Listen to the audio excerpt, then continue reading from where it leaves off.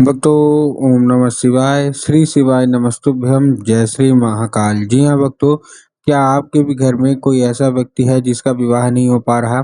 आप लोग बहुत ज़्यादा परेशान हो उसके विवाह के लिए कि आखिरकार उस व्यक्ति का जो विवाह है वो हो क्यों नहीं पा रहा? आपने बहुत ज़्यादा परेशानी झेल ली, बहुत ज़्यादा हर एक चीज़ देख लिया कि उसके विवाह को लेके कि उसका जो विवाह है वो हो जाए, लेकिन कोई न कोई कारण, कोई न कोई समस्या बनी हुई है जिसके कारण उसका जो व्यक्ति का जो विवाह है ना, वो पूरा नहीं हो पा रहा।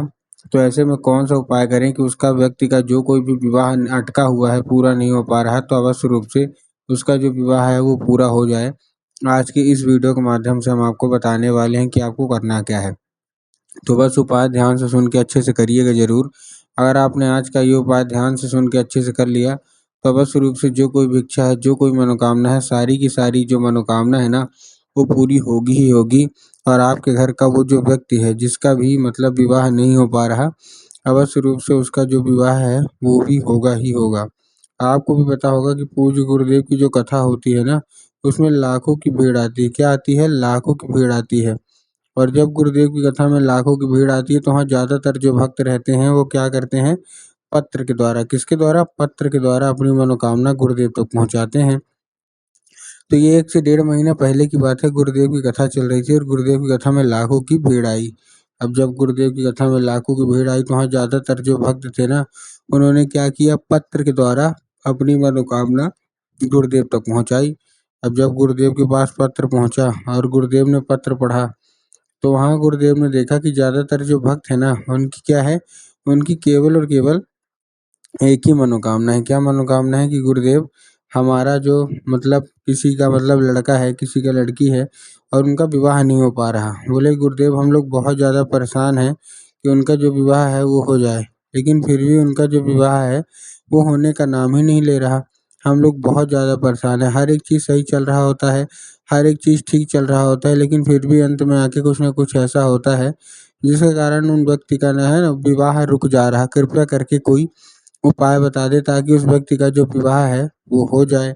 उसकी जो उम्र है वो धीरे-धीरे करके गुज़रती जा रही है।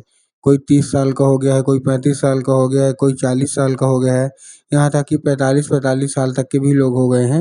लेकिन फिर भी उनकी जो मतलब है वो पूरा नहीं हो पा रहा। कृपया करके कोई उपाय बता दें। अब जब गुरुदेव ने देखा तब गुरुदेव ने 2 से 3 उपाय बताए और कहा, केवल और केवल ये उपाय कर लेना, जो कोई भी इच्छा है, जो कोई भी मनोकामना है, अवश्य रूप से मनोकामना पूरी होगी ही होगी।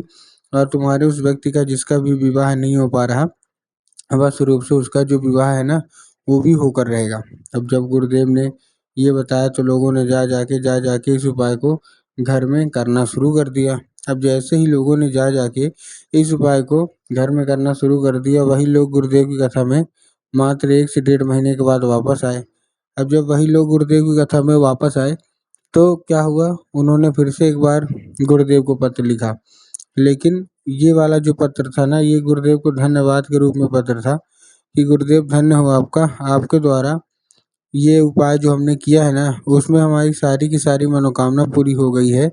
क्यों? क्योंकि उसमें जो सारी की सारी मनोकामना पूरी हो गई है और हमारे घर का जो व्यक्ति था जिसका विवाह नहीं हो पा रहा था, उसका विवाह भी, ठीक है ना, उसका विवाह भी पक्का हो गया। आपका कोटि-कोटि धन्यवाद।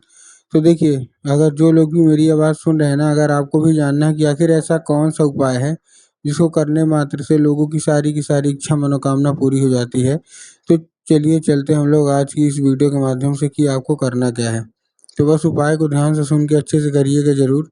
अगर आपने आज का ये उपाय ध्यान से सुन के अच्छे से कर लिया, तो अवश्य रूप से सारी की सारी मनोकामना, सारी की सारी इच्छा पूरी होगी ही होगी। तो चलिए चलते हैं उपाय की ओर, लेकिन उससे पहले चैनल पे अगर पहली बार आए हैं और आवाज़ मेरी पहली बार सुन रहे हैं, तो वीडियो को कर दें लाइक और चैनल को भी कर लें सब्सक्राइब, ताकि पूजनीय पंडित प्रदीप जी मिश्रा के रोज़ नए-नए उपाय, जो कि मैं उनकी कथा से सुनता हूँ, श्रवण करता हूँ, सबसे पहले मैं आपको प्राप्त करा सकूँ, ठीक? तो देखिए, जो हमारा सबसे पहला उपाय है, वो काली मिर्च और एक धतूरे का उपाय है। अब सबसे पहले तो काली मिर्च और काली तिल में बहुत सारे लोग कन्फ्यूज़ भी होते हैं कि काली मिर्च लेना है कि काली तिल लेना है, क्या लेना है? तब गुरुदेव ने साफ-साफ बताया है कि आपको क्या लेना है, आपको लेना है काली तिल, ठीक है ना? और काली मिर्च भी ले सकते हैं, लेकिन कोशिश ये करिएगा काली तिल ले लें, ठीक है? ले लिया और उसके साथ-साथ एक धतूरा ले लिए। अब ये सब लेने के बाद आपको क्या करना है, पहुँच जाना है सीधा सीधा शिव मंदिर।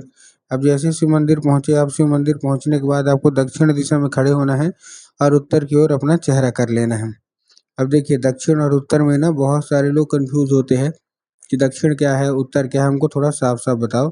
तब गुरुदेव ने साफ साफ बताया है कि आप जिस भी शिव मंदिर जा रहे हैं उस शिव मंदिर का जिधर साइड जलाधारी हो आपको अपना चेहरा उधर साइड करके खड़े हो जाना है। ठीक, खड़े हो गए।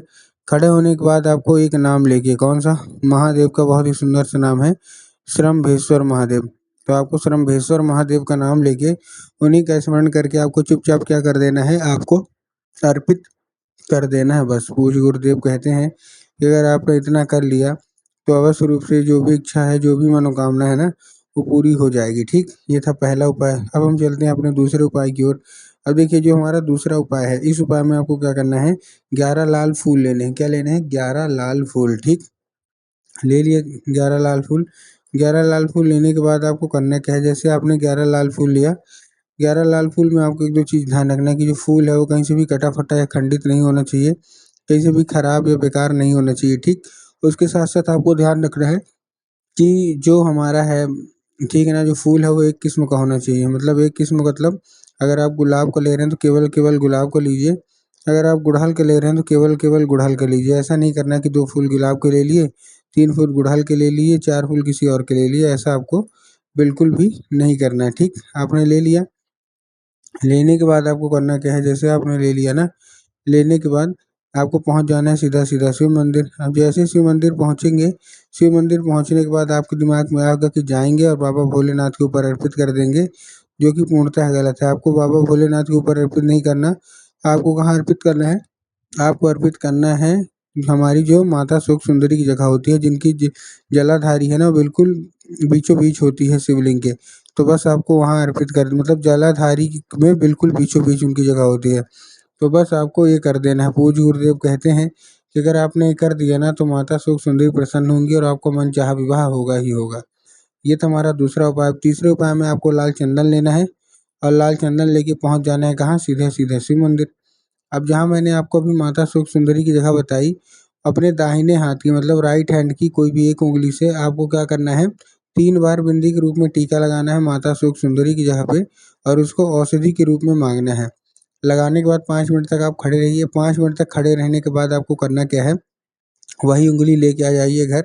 घर आने के बाद क्या करना है, जैसे आप घर आ गए, घर आने के बाद आपको वही जो उंगली है ना, वही उंगली आपको अपने जहाँ आप लोग सोते हैं उधर घर साइड की जो दीवार होगी उधर दीवार में आपको लगाना है। पूज्य गुरुदेव कहते हैं उस चंदन के जरिए स्वयं माता सुख सुंदरी आपके घर में प्रवेश करती हैं और आपका मन चाहा विवाह होता ही होता है।